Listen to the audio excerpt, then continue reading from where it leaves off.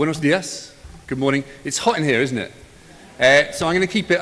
What I'm going to do is, because we're running really quite late, I'm going to cut quite a lot of my talk. So I'm going to whiz through quite quickly, especially towards the end. So if you want a copy, please ask Juan, or contact me, because some of my talk is not on these slides. I'd like to start by saying it's a great privilege to be here in Chile in such esteemed company. We've had some fascinating presentations today, and this is where it starts to go downhill before going uphill again with Bill. So I would just warn you about that. I'd like to start with some thank yous. Thank you, Juan. Thank you, Wines of Chile, for having me and for a fantastic program. It's been wonderful. Thank you also to Christine, to Julian and the team for running an impeccable competition. Thank you also to Ricardo Grayet, who's looked after us in wonderful fashion. Thank you to my fellow judges. And thank you to you all for being here today. For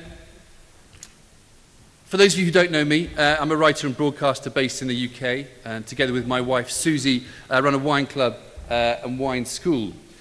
Chile's something of a specialist field for me. I've written 2 books on the subject now, a Master of Wine thesis, and I chair the Chile panel at the Decanter World Wine Awards.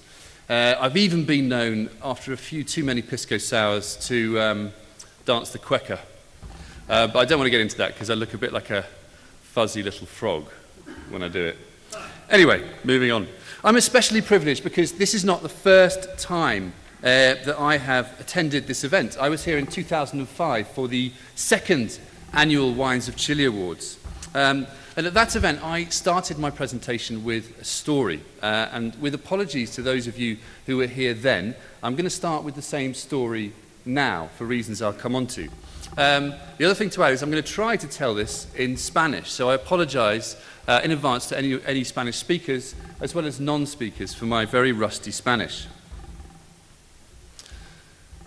Hace unos años andaba viajando por todo Chile, escribiendo uno de mis libros, y un día llegué a un hotel en Vicuña, en Elqui, uno de mis lugares favoritos en Chile.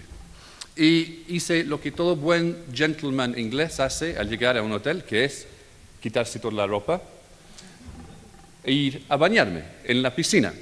Y al lado de la piscina hubo un señor viejo en uniforme. Así que le pregunté, señor, ¿el agua está fría?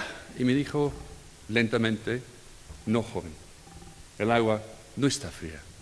Y yo pensé, excelente. Así que me tiré, me lancé en la piscina y... fría. Salí de la piscina y fui al señor y le dije, señor, ¿pero por qué me dijo que el agua no estaba fría? Y se puso una cara muy seria. Me dijo, no, joven, el agua no está fría, está helada. So the moral of my story that I told in 2005 was clear. Chile must no longer be master of the understatement. I said Chile was a young industry standing at a very exciting juncture in its development. And I urged you then to believe in yourselves and your wines, and above all, to be Chile, as Anthony said earlier. And it was really interesting how many people came up to me afterwards and said, thank you for making me proud to be Chilean.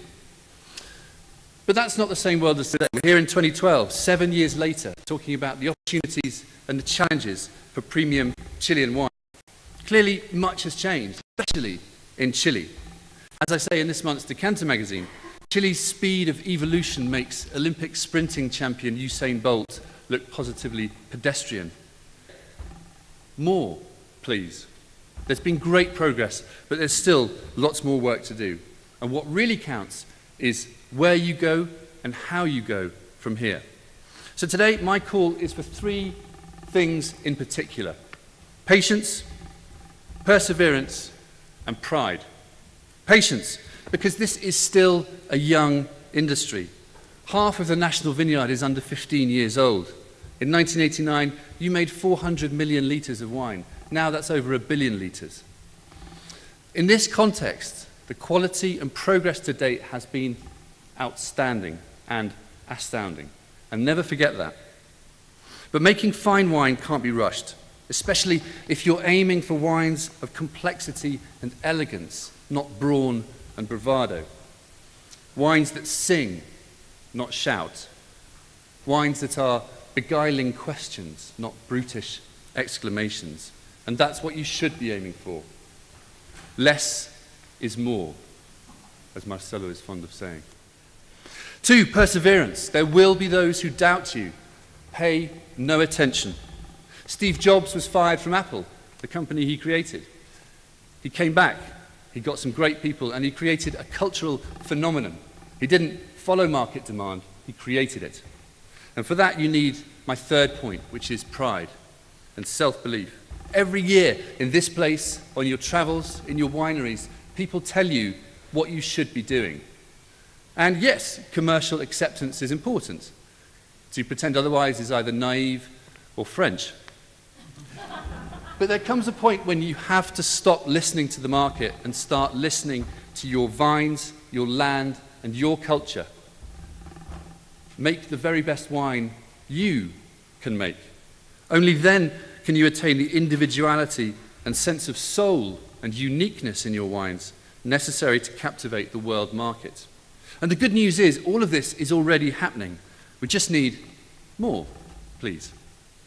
But these are generalities, my opinion. You want some insight about the UK market. And like I say, I'm going to keep this really brief because you can ask me for this later.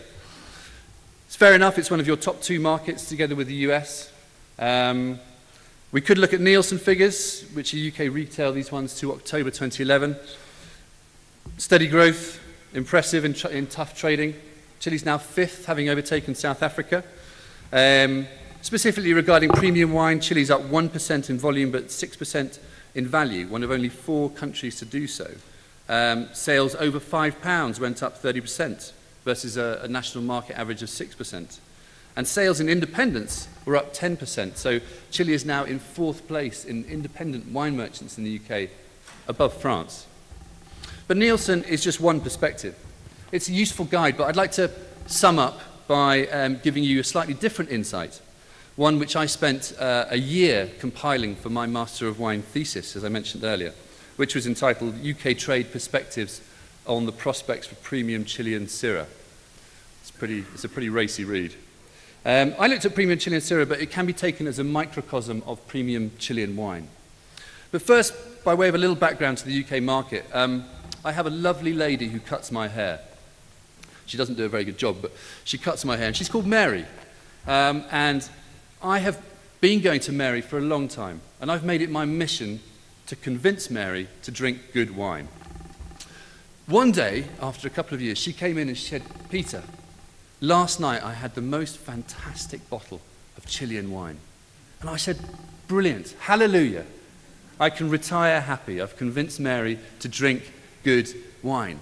And she said, "Yeah, it was great because it was so..." And she thought what word to use. And I thought, what's she going to say? Is she going to say it was so fruity, so great with my chicken tikka masala? She said, "No, it was great because it was so cheap."